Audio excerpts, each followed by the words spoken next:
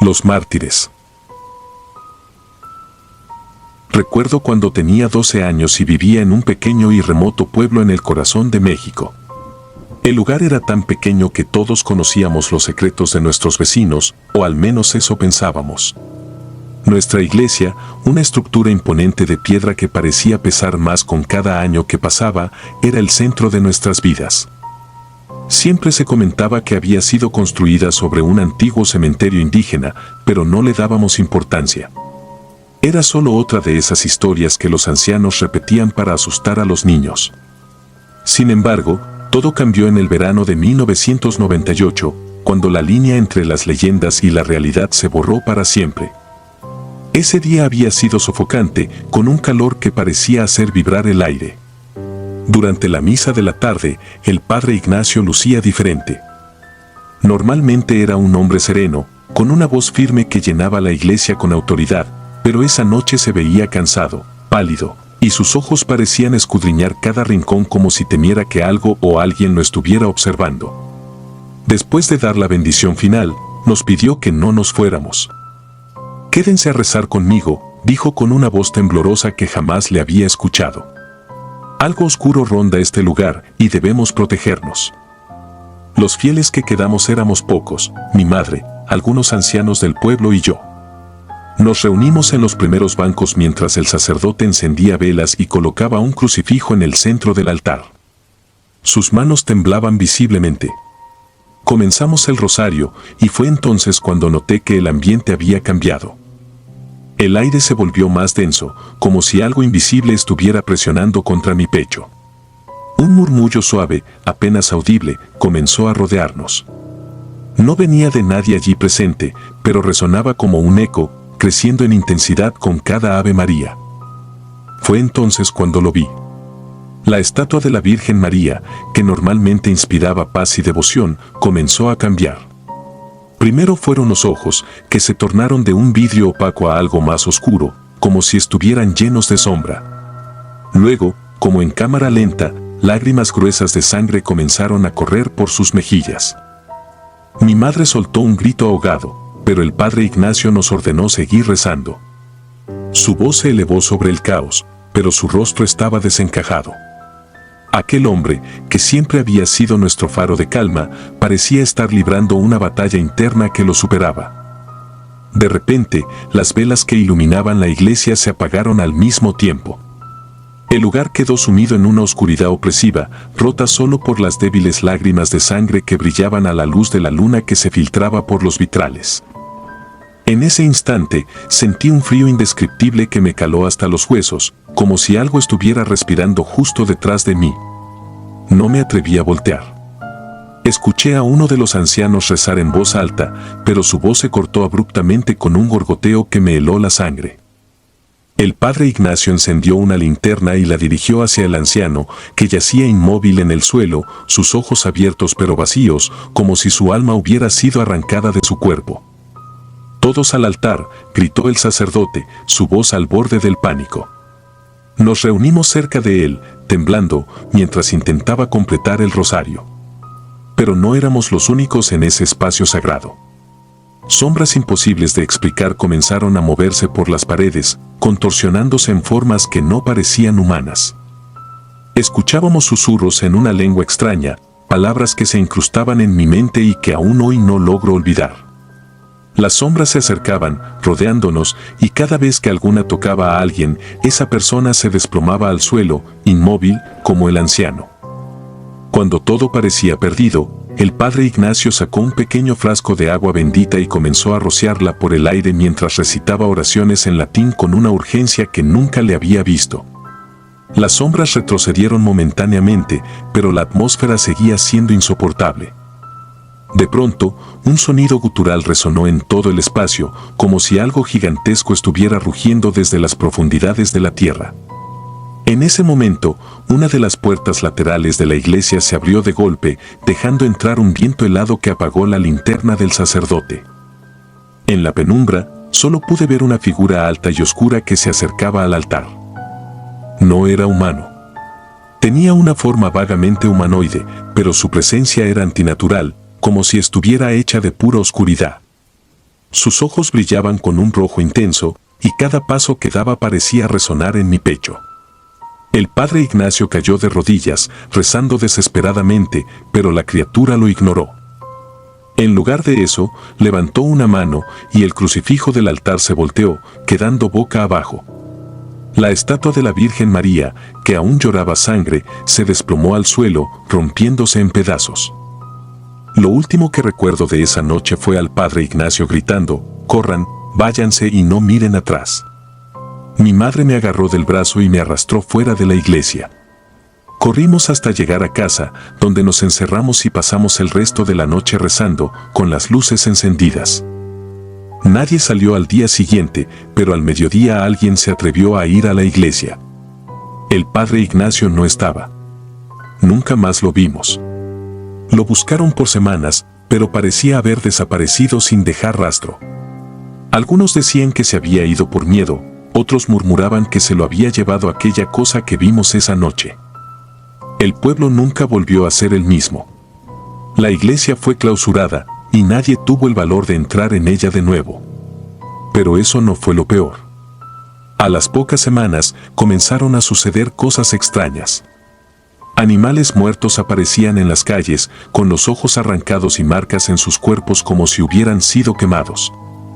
Personas comenzaron a enfermarse de formas inexplicables y algunos decían escuchar los mismos susurros que habíamos oído esa noche. Mi madre y yo nos mudamos poco después, dejando atrás el pueblo y sus horrores. Pero el recuerdo de aquella noche nunca me dejó. Incluso ahora, décadas después, sigo soñando con la iglesia, con las sombras y con los ojos rojos de aquella figura. A veces, al despertar, siento un peso en mi pecho, como si algo oscuro aún me estuviera observando. He intentado olvidar, pero hay algo que no puedo sacar de mi mente, el sonido de las palabras que susurraban las sombras. Aunque no entiendo su significado, las escucho claramente en mi memoria, repitiéndose como un eco eterno.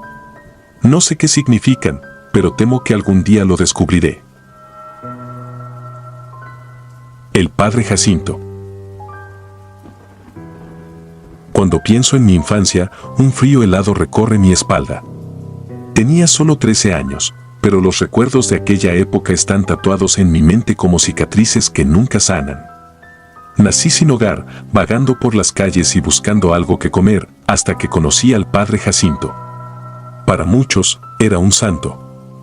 Para mí, se convirtió en el principio de mi pesadilla. El padre Jacinto dirigía un refugio para niños en una iglesia vieja, casi en ruinas, en las afueras de la ciudad. Su voz era suave, casi paternal, y siempre hablaba de salvar almas y darles esperanza a los más desafortunados. Fue él quien me encontró en un callejón, temblando de frío y cubierto de suciedad. «Ven, hijo mío, hay un lugar para ti», me dijo con una sonrisa que en aquel momento me pareció cálida, pero que ahora solo recuerdo como escalofriante. El refugio era un espacio pequeño, con camas oxidadas y un olor a humedad penetrante. Sin embargo, para un niño como yo, era un paraíso. Los primeros días parecían normales. Éramos varios niños, todos con historias tristes de abandono y miseria. El padre Jacinto nos trataba con amabilidad y nos hacía rezar todas las noches antes de dormir. Pero pronto, algo comenzó a sentirse extraño. Algunos niños desaparecían. Al principio, no le di importancia. El padre decía que los había colocado en hogares amorosos, donde tendrían una vida mejor. Pero lo curioso era que nunca se despedían. Un día estaban allí, jugando con nosotros, y al siguiente, sus camas estaban vacías. Yo mismo le pregunté al padre Jacinto una vez por qué nunca nos dejaban despedirnos de ellos. Su respuesta fue simple y directa: es mejor así. Quiero que recuerden este refugio como un lugar seguro, no como un lugar de despedidas. No lo entendí en ese momento, pero algo en su tono me puso incómodo. No era tristeza lo que transmitía, sino algo más oscuro, algo que me costaba identificar. La verdadera pesadilla comenzó una noche de tormenta. El sonido de los truenos era ensordecedor y la iglesia parecía crujir con cada ráfaga de viento. Yo no podía dormir, así que me quedé mirando el techo, escuchando las gotas de lluvia golpeando las ventanas. Fue entonces cuando escuché los gritos. Eran ahogados, casi como si alguien estuviera intentando que no se escucharan. Me levanté de la cama, intentando no hacer ruido, y caminé hacia el pasillo. Los gritos venían del sótano, un lugar que siempre estaba cerrado con candado y al que ninguno de nosotros tenía permitido entrar. Al acercarme, sentí un olor extraño, una mezcla de hierro y algo podrido. El miedo me paralizó, pero mi curiosidad era más fuerte. Me acerqué a la puerta del sótano y, con cuidado, espié por una rendija. Lo que vi me perseguirá hasta el día de mi muerte. El padre Jacinto estaba allí, arrodillado frente a un altar improvisado. Había velas negras encendidas y en el centro del altar yacía el cuerpo de uno de los niños que había desaparecido días atrás. No estaba muerto, pero parecía drogado, incapaz de moverse o gritar. El padre Jacinto murmuraba palabras en un idioma que no entendía, y su rostro ya no tenía esa expresión amable que yo conocía. Había algo maligno en él, algo que me hacía sentir que no era humano. De repente, una sombra oscura, casi líquida, comenzó a formarse detrás del padre Jacinto. No era una figura humana, su forma era amorfa, como si estuviera hecha de humo y odio. Podía sentir el mal en esa cosa, un mal tan puro que me costaba respirar. La sombra se acercó al padre y él empezó a gritar: «Ya no quiero hacerlo. Déjame en paz». Pero la sombra lo envolvió, entrando en su cuerpo como si lo poseyera. Lo que ocurrió después fue indescriptible. El cuerpo del padre Jacinto comenzó a retorcerse de formas imposibles, sus huesos crujían como si estuvieran rompiéndose y sus gritos eran de puro terror. De pronto, el altar se llenó de sangre, pero no era del niño. Era del padre Jacinto, que parecía estar siendo consumido desde dentro por esa cosa. Intenté retroceder, pero tropecé con algo y el ruido hizo eco en el pasillo. La sombra se giró hacia mí, y aunque no tenía ojos, sentí su mirada perforando mi alma. Fue en ese momento que supe que había visto demasiado. Corrí de regreso a mi cama, temblando y llorando. No pude dormir esa noche, y cuando desperté, todo parecía normal. El padre Jacinto no estaba, y el niño del altar tampoco. Nadie hablaba de ellos, como si nunca hubieran existido. Intenté contarle a los otros niños lo que había visto, pero nadie me creyó. Me dijeron que tenía pesadillas, que estaba inventando cosas. Pero yo sabía la verdad. Sabía que algo oscuro habitaba esa iglesia. Con el tiempo, me di cuenta de que yo había sido uno de los pocos afortunados en sobrevivir. Otros niños continuaron desapareciendo y nadie hacía preguntas. Los vecinos adoraban al padre Jacinto y creían ciegamente en su bondad. Intenté escapar varias veces, pero siempre me atrapaban y me devolvían al refugio. Fue solo cuando cumplí 15 años que finalmente logré huir. Años después, cuando ya era un adulto, decidí regresar a esa iglesia para enfrentar mis miedos y buscar respuestas. Pero cuando llegué, encontré el edificio abandonado. Estaba en ruinas, cubierto de grafitis y con un aire pesado que parecía rechazar mi presencia. Entré con una linterna, decidido a explorar el sótano. Lo encontré fácilmente, pero lo que vi allí me dejó sin palabras. Había un círculo de símbolos extraños pintados en el suelo, con velas derretidas y manchas de sangre seca. Pero lo más aterrador era una figura encapuchada que parecía esperarme. No podía ver su rostro, pero sentí la misma energía oscura que había sentido aquella noche. La figura no dijo nada, simplemente me señaló, y en mi cabeza escuché una voz que decía: «Nunca debiste regresar». Salí corriendo, y desde entonces he tenido la sensación de que algo me sigue. No puedo dormir bien. Siempre siento que hay alguien o algo observándome desde las sombras. A veces, escucho murmullos en mi habitación, palabras en un idioma que no entiendo. Sé que el mal que habitaba esa iglesia no se quedó allí. Sé que me marcó de alguna manera y que nunca estaré realmente a salvo. Lo que ocurrió con el padre Jacinto sigue siendo un misterio. Algunos dicen que huyó, otros creen que murió. Pero yo sé la verdad. Fui testigo de cómo una entidad oscura lo consumió y sé que esa misma entidad sigue ahí, esperando su próxima víctima. Y aunque he intentado olvidar, hay noches en las que el recuerdo es tan vívido que siento que estoy de vuelta en ese sótano, enfrentándome a la sombra. Ahora, cada vez que paso cerca de una iglesia, un escalofrío recorre mi cuerpo. No puedo evitar preguntarme cuántos otros secretos oscuros se esconden detrás de esas paredes, cuántas otras historias como la mía nunca serán contadas. Y lo peor de todo es que sé que hay cosas en este mundo que nunca entenderemos, cosas que están más allá de nuestra comprensión. Pero lo que sí sé es que el mal existe y a veces se esconde detrás de las caras más bondadosas. Con el tiempo, intenté reconstruir mi vida, pero la normalidad era imposible. Los sueños me torturaban cada noche. En ellos, me encontraba de nuevo en el sótano de la iglesia, pero esta vez no era un espectador. Me veía a mí mismo en el altar, incapaz de moverme, mientras la sombra sin forma se cernía sobre mí. Despertaba gritando, con el cuerpo empapado de sudor y el eco de un susurro que parecía seguirme incluso después de abrir los ojos. «Eres mío», decía esa voz, como si se tratara de una sentencia eterna. Con los años, comencé a investigar lo que había vivido. Leí sobre demonología, cultos y rituales oscuros.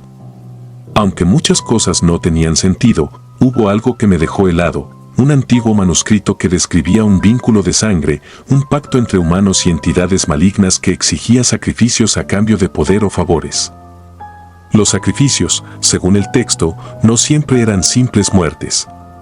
Algunos debían ser devorados, no físicamente, sino espiritualmente, absorbidos por la entidad para alimentar su poder. Fue entonces cuando todo encajó. Los niños que desaparecían no habían sido enviados a hogares. Habían sido sacrificados. Lo que más me perturbó fue la descripción de cómo esos pactos podían perpetuarse incluso después de la muerte del humano involucrado. Si el padre Jacinto había sido consumido por esa sombra, su alma ahora pertenecía a la entidad, pero el pacto seguía vigente. Eso significaba que el mal no había terminado con su desaparición.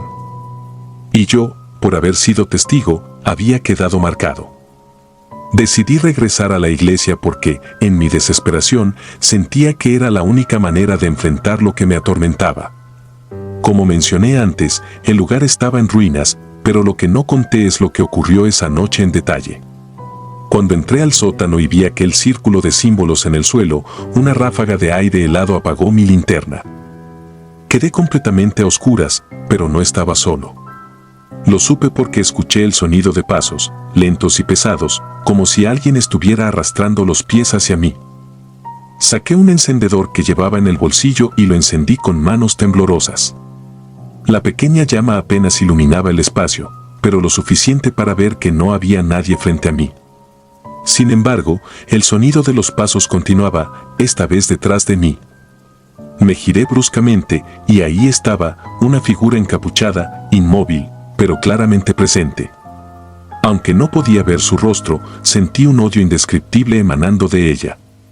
Era como si toda la oscuridad del mundo se hubiera condensado en ese ser. «Sabías que regresarías», dijo una voz que no venía de la figura, sino de mi propia cabeza. «Siempre regresan».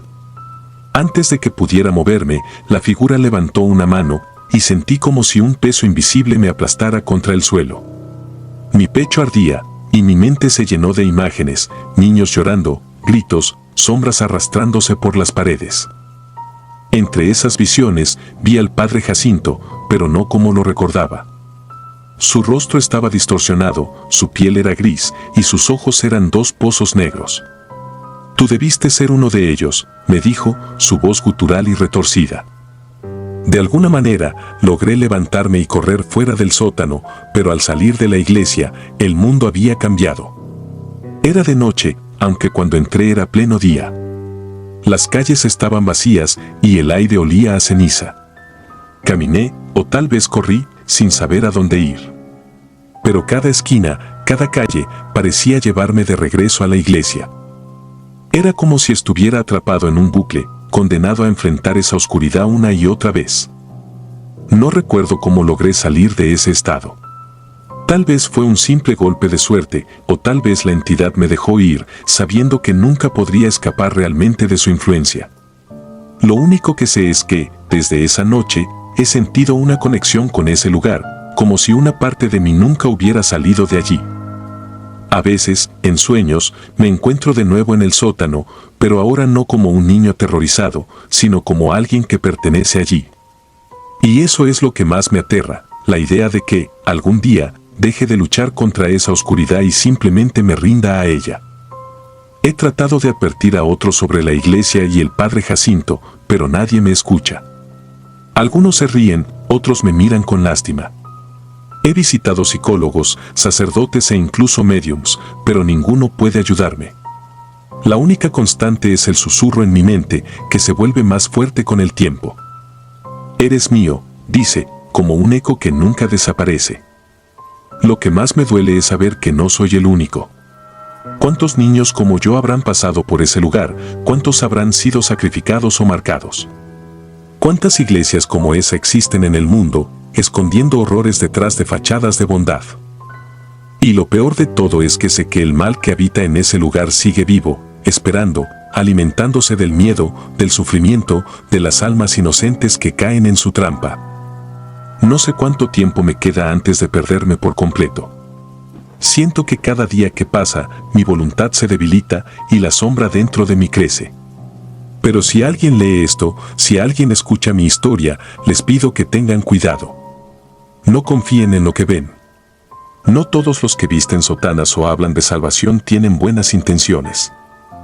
A veces, el verdadero mal se esconde detrás de las caras más santas. Y si alguna vez sienten que algo los está observando desde las sombras, corran. Porque puede que sea demasiado tarde. La cripta prohibida. Mi nombre es Carlos y tengo 37 años. Lo que estoy a punto de contar no es un cuento, ni una exageración. Es una sombra que he cargado durante más de 2 décadas, un recuerdo tan perturbador que a veces siento que me persigue. Cuando tenía 12 años, era monaguillo en una pequeña iglesia de Veracruz, un templo viejo que parecía suspendido en el tiempo. Sus paredes estaban llenas de grietas, las campanas emitían un eco profundo y triste, y el olor a incienso parecía impregnado en cada rincón. Pero lo que más destacaba era el silencio. Un silencio inquietante que incluso durante la misa parecía envolver a todos los que entrábamos. El sacerdote, el padre Matías, era un hombre reservado, de mirada fría y voz profunda. Desde el primer día, nos dio una regla muy clara: nunca bajar a la cripta que estaba bajo el altar. Nos decía que era un lugar sagrado, destinado únicamente a la oración de los sacerdotes fallecidos.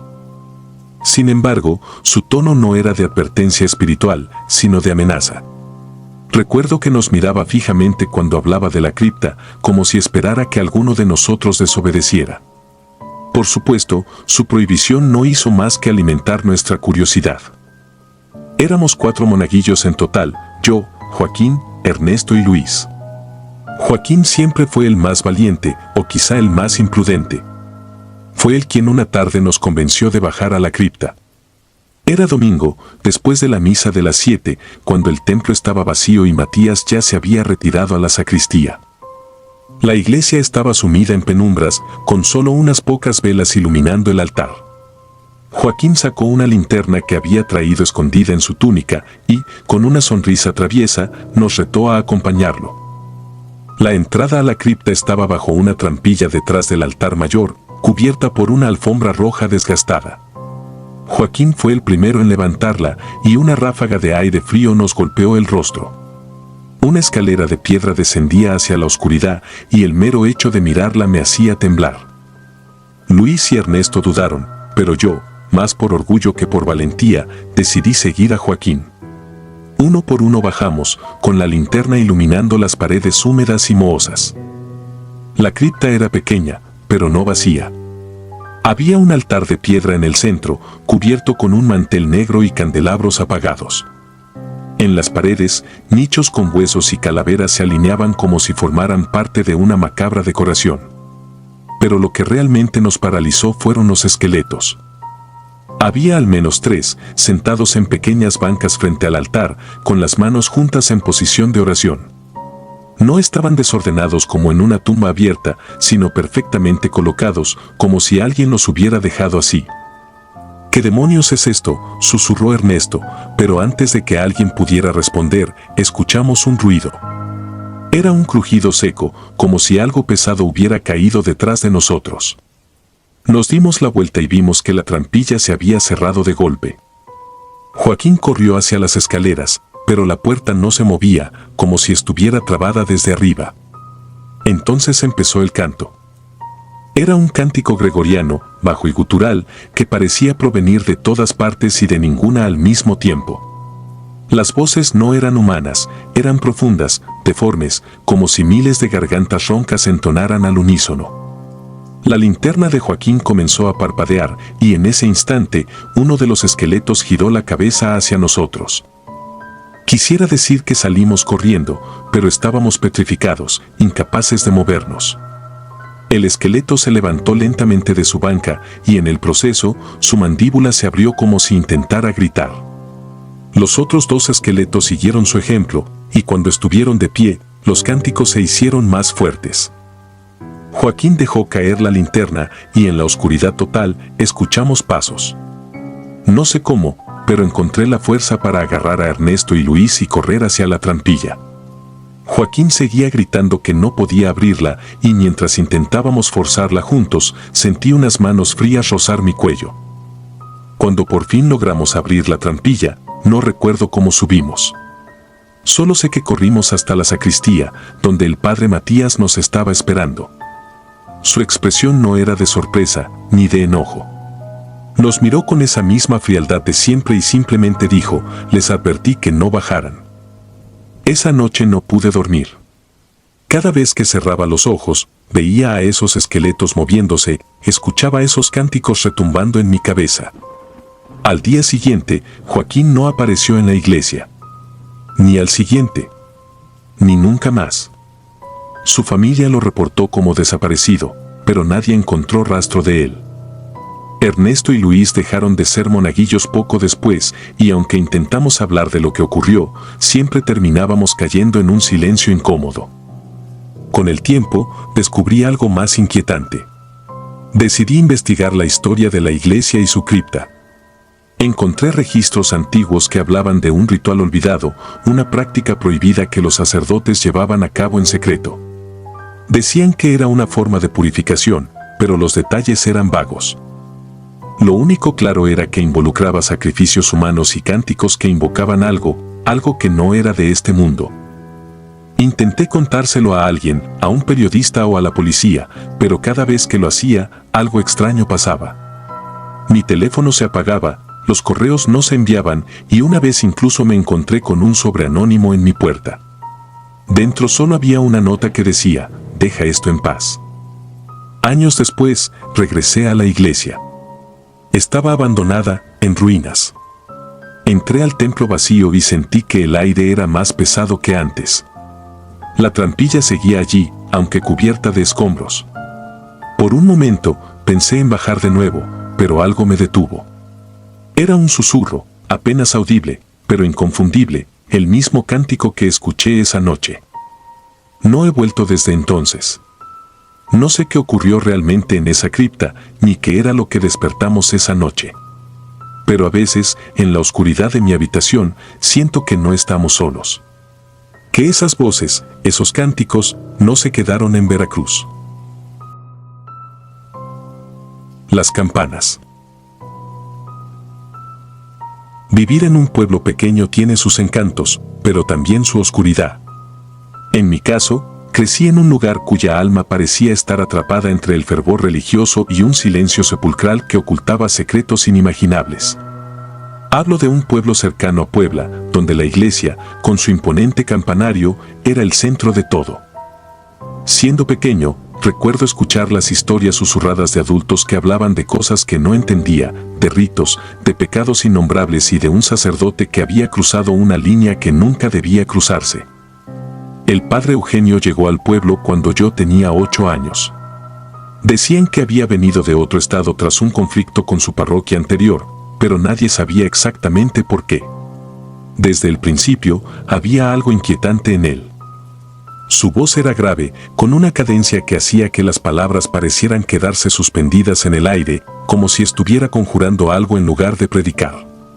Los ancianos murmuraban que Eugenio tenía una mirada que quemaba, y las pocas veces que me crucé con él, no pude evitar sentir que sus ojos me atravesaban como dagas heladas. Sin embargo, nadie cuestionaba su autoridad.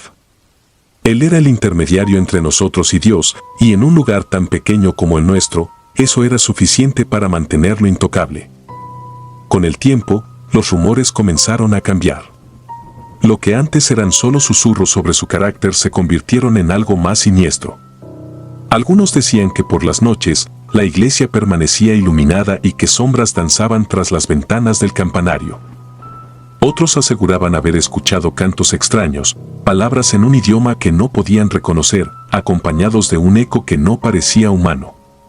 Mi madre, profundamente devota, me prohibió siquiera mencionar esas cosas. Esas son habladurías de gente ociosa, decía. Pero ni ella pudo ignorar lo que ocurrió una noche de octubre. Recuerdo que ese día el pueblo estaba más silencioso de lo normal. La misa vespertina terminó temprano, y Eugenio ni siquiera saludó a los feligreses, como solía hacer. En lugar de eso, se encerró en la iglesia, y desde el otro lado de las pesadas puertas, los pocos que pasaron cerca aseguraron haber escuchado sonidos que no tenían lugar en la casa de Dios, gruñidos, risas ahogadas y algo que describieron como el aleteo de un ave gigantesca. Nadie se atrevió a entrar. Al caer la noche, la iglesia se apagó, pero los ruidos continuaron. Mi casa estaba a menos de 3 cuadras de la iglesia. Aunque mis padres trataron de ignorar el alboroto, yo no podía dormir. Me levanté de la cama y me acerqué a la ventana, viendo cómo la luna iluminaba tenuemente el campanario. Fue entonces cuando ocurrió algo que no puedo olvidar. Una campanada resonó, profunda y solemne, y con ella vino un grito desgarrador que heló mi sangre. Era un grito humano, pero cargado de algo que no puedo describir, desesperación pura, como si el alma de alguien estuviera siendo arrancada de su cuerpo. A la mañana siguiente, la noticia se extendió como pólvora. Un grupo de vecinos, alarmados por los sonidos de la noche anterior, había decidido entrar a la iglesia al amanecer. Lo que encontraron fue el cuerpo del padre Eugenio tendido frente al altar. Su pecho estaba desgarrado, con marcas profundas que parecían haber sido hechas por garras. Sus ojos estaban abiertos, desorbitados, y su expresión reflejaba un terror que iba más allá de lo terrenal. Pero lo más extraño no era eso. A su alrededor había un círculo de velas negras, y en el suelo, escrito con lo que parecía ser su propia sangre, había símbolos que ningún sacerdote o experto en la región pudo identificar. Nadie podía explicar lo que había pasado. Ese día marcó un antes y un después para el pueblo. La iglesia cerró por un tiempo, y aunque eventualmente volvieron a abrirla para las misas, nadie se atrevió a subir al campanario. Las campanas, que antes anunciaban la misa y las festividades, quedaron en silencio. Había una superstición generalizada de que tocar las campanas podría despertar algo que Eugenio había dejado atrás. Y aunque no se hablaba de ello abiertamente, todos sabían que algo había cambiado. Con los años, me convencí de que los recuerdos de esa noche y las historias que se contaban no eran más que exageraciones. Pero eso cambió cuando, siendo ya un adulto, volví al pueblo para visitar a mi madre. Ella estaba enferma y decidí quedarme algunas semanas para cuidarla. Una noche, mientras caminaba por las calles desiertas, me acerqué a la iglesia. Era tarde, y el silencio era tan profundo que podía escuchar mis propios pasos resonando en las piedras. No sé qué me impulsó, pero abrí las puertas. El interior de la iglesia estaba oscuro, salvo por la tenue luz de la luna que se filtraba por las ventanas. Sentí un escalofrío recorrerme mientras avanzaba hacia el altar, donde todavía podía imaginar el cuerpo de Eugenio tendido en aquel círculo de velas. Algo me llamó la atención en las escaleras que llevaban al campanario. Era un sonido débil, como un susurro, pero no podía entender lo que decía. Sin pensarlo, comencé a subir. A medida que ascendía, el aire se volvía más frío y el susurro se transformó en un murmullo inquietante que parecía provenir de todas direcciones. Cuando llegué al último tramo, sentí que el suelo bajo mis pies temblaba ligeramente, como si algo se moviera en el campanario. Abrí la puerta con cuidado, y lo que vi me paralizó. En el centro del campanario, bajo las campanas cubiertas de polvo, había un círculo similar al que describieron la noche de la muerte de Eugenio. Pero este estaba fresco, como si alguien lo hubiera dibujado recientemente. En el aire flotaba un olor metálico y en las paredes había marcas que parecían arañazos. Fue entonces cuando escuché un sonido que nunca olvidaré, una risa baja, gutural, que resonó desde la oscuridad. No recuerdo cómo bajé esas escaleras ni cómo salí de la iglesia. Mi cuerpo se movió por instinto, impulsado por un terror que me hacía pensar que si miraba atrás, algo me atraparía. Cuando llegué a casa, mi madre me estaba esperando. Su rostro estaba pálido, como si supiera exactamente dónde había estado. Sin decir una palabra, me abrazó y me dijo, algunas puertas nunca deberían abrirse. No insistí, pero esa noche no dormí. Cada vez que cerraba los ojos, veía ese círculo, escuchaba esa risa y sentía que algo me observaba desde la oscuridad. Al día siguiente, fui a hablar con don Matías, el hombre más viejo del pueblo y uno de los pocos que todavía recordaba los detalles de la noche en que murió Eugenio. Le conté lo que había visto, y su rostro se endureció. Eugenio estaba jugando con cosas que no debía, me dijo. Creía que podía controlar fuerzas más allá de nuestro entendimiento. Lo que ocurrió esa noche fue un castigo, pero también un aviso. Nadie debe volver a desafiar lo que yace bajo esa iglesia. Decidí marcharme del pueblo poco después. Aunque mi madre insistió en que me quedara, algo en mí sabía que debía irme. Pero incluso ahora, años después, no puedo escapar de lo que vi. Hay noches en las que despierto sobresaltado, con el eco de aquella risa resonando en mi cabeza. Y aunque trato de convencerme de que todo fue producto de mi imaginación, hay algo que no puedo ignorar. A veces, cuando cierro los ojos, todavía siento que algo me observa desde la oscuridad, esperando. Y sé que mientras las campanas de esa iglesia permanezcan en silencio, ese algo seguirá allí, dormido, por ahora. Los crucifijos. Era apenas un niño cuando me convertí en monaguillo en una pequeña iglesia de Hidalgo. Mi madre estaba orgullosa de que sirviera al sacerdote y me veía como alguien destinado a grandes cosas dentro de la fe. A mí me gustaba la solemnidad de las ceremonias, el eco de los cantos en latín que llenaban la iglesia y la tranquilidad del lugar. Pero esa tranquilidad era solo una máscara, algo que aprendí de la manera más brutal. Esta historia no es algo que me atreva a contar con facilidad, pero aún me persigue, como una sombra que nunca se aparta. Todo empezó una tarde nublada. Habíamos terminado de organizar las velas y colocar el cáliz en el altar para la misa de las 6. El sacerdote, el padre Ernesto, un hombre alto y de voz grave que imponía respeto, se quedó en silencio frente al altar por varios minutos. Yo lo observaba desde la distancia, sin atreverme a interrumpir. Parecía murmurar algo, pero no entendía qué. Entonces, de la nada, empezó a rezar en latín.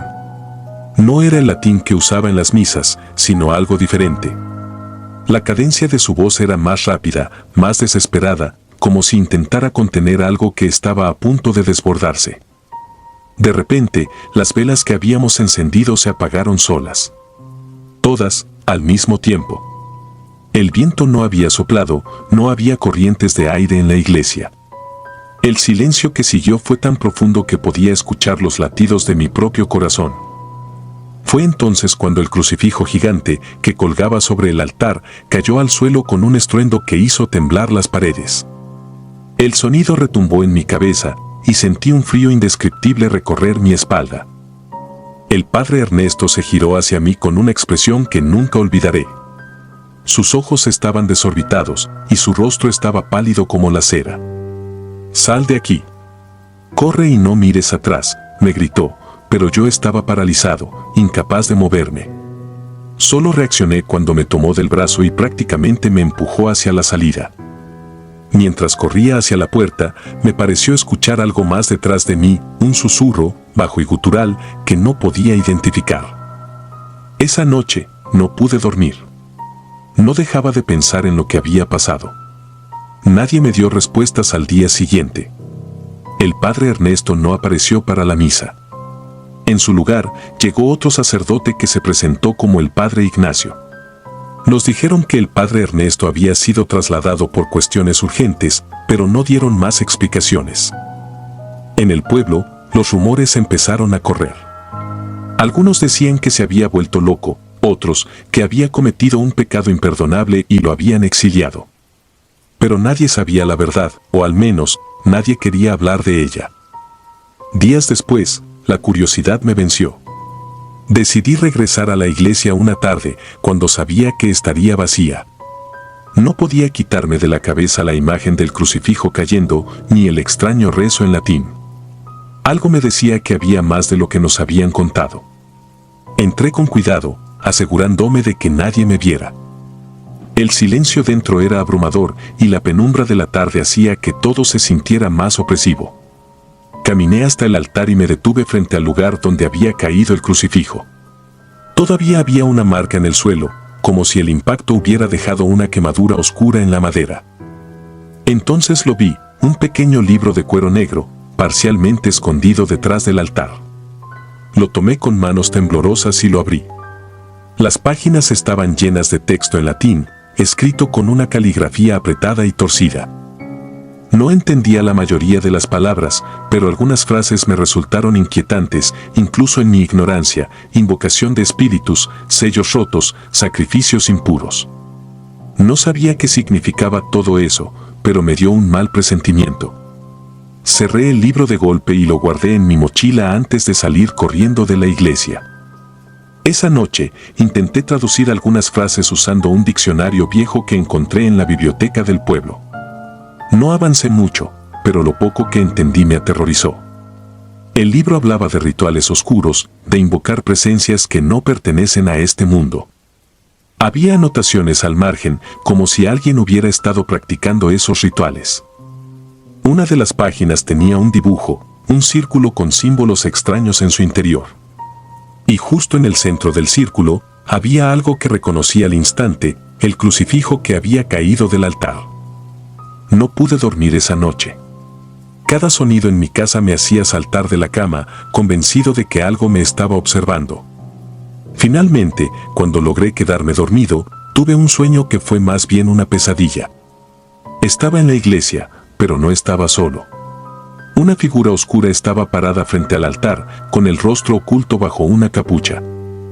El aire era pesado, y podía escuchar un murmullo constante, como cientos de voces hablando al mismo tiempo. De repente, la figura se giró hacia mí, y vi su rostro. Era el padre Ernesto, pero sus ojos eran completamente negros, sin rastro de pupilas. Me desperté gritando. A la mañana siguiente, decidí ir a ver al padre Ignacio. No sabía si era buena idea, pero sentía que debía contarle lo que había encontrado. Al principio, pareció interesado, pero cuando mencioné el libro, su expresión cambió. Su rostro se endureció y me miró con una mezcla de ira y miedo. «Ese libro no debería existir», me dijo. «Olvídalo, quémalo si puedes, pero no vuelvas a mencionarlo. Algunas cosas es mejor dejarlas en el pasado». No seguí su consejo. Algo me decía que el libro era la clave para entender lo que había pasado con el padre Ernesto. Pero esa noche, algo cambió. Sentí que había traído algo conmigo, algo que no debería haber salido de la iglesia. Las luces en mi casa parpadearon varias veces y escuché pasos en el techo, aunque sabía que no había nadie allí. Cuando me acerqué a la ventana, vi una sombra en la calle. No era humana. Era demasiado alta, demasiado delgada. Y lo peor de todo, estaba inmóvil, como si estuviera observando directamente mi habitación. El miedo me consumió. Decidí devolver el libro a la iglesia al día siguiente, pero cuando llegué, algo estaba mal. La puerta estaba entreabierta y el interior estaba más oscuro de lo habitual, como si la luz del sol evitara entrar. Dejé el libro en el altar y me di la vuelta para irme, pero antes de que pudiera dar un paso, escuché un susurro. Era el mismo susurro que había oído la noche en que el crucifijo cayó. Sentí un frío helado detrás de mí, y cuando me giré, vi algo que no puedo describir con palabras humanas. No era el padre Ernesto, ni era algo de este mundo. Sus ojos, si es que eran ojos, estaban fijos en mí y su presencia me llenó de un terror primitivo. Corrí tan rápido como pude y no miré atrás. Desde ese día he evitado pasar siquiera cerca de la iglesia. Pero todavía siento que no estoy solo. A veces, en las noches más silenciosas, escucho ese susurro, como un eco distante que nunca se apaga. Y sé, en lo más profundo de mi ser, que algo fue liberado esa noche. Algo que nunca podrá ser contenido de nuevo. Si disfrutas de los relatos, te invitamos a apoyarnos con un like y un comentario, ya que eso nos ayuda muchísimo. Además, si aún no estás suscrito o suscrita, te animamos a formar parte de la comunidad del terror. Muchas gracias por escucharnos y por tu apoyo.